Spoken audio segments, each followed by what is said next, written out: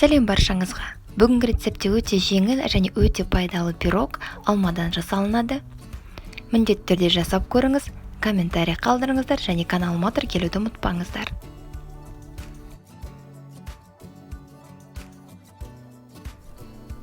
«150 грамм овсянка, 1 ас қасық қопсытпа разрыхлитель, 1 ас қасық корица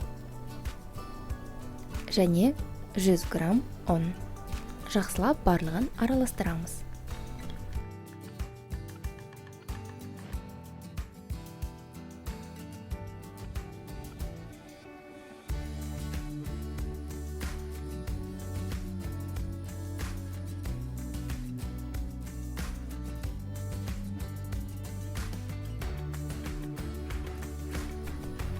Басқа ыдысқа 120 грамм сары майды, 150 грамм қант, аз ғана тұзды араластырамыз.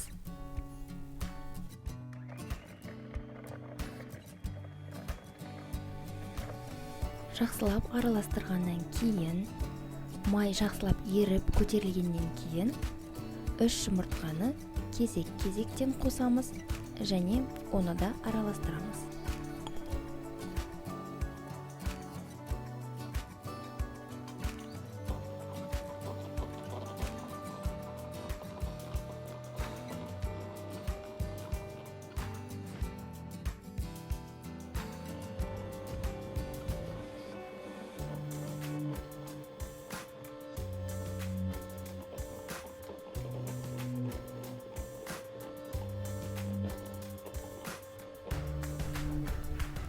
Енді осы сұйықтыққа алдын ала дайындалған құрғақ заттарды 2 бөліп қосамыз.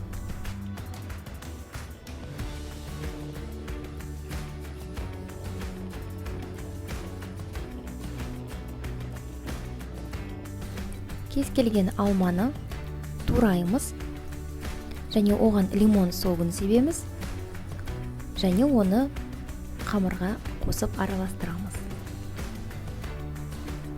Міндетті түрде жасап көріңіздер, себебі өте дәмді шығады. Және пікірлеріңізді комментарийда қалдыруды ұмытпаңыздар.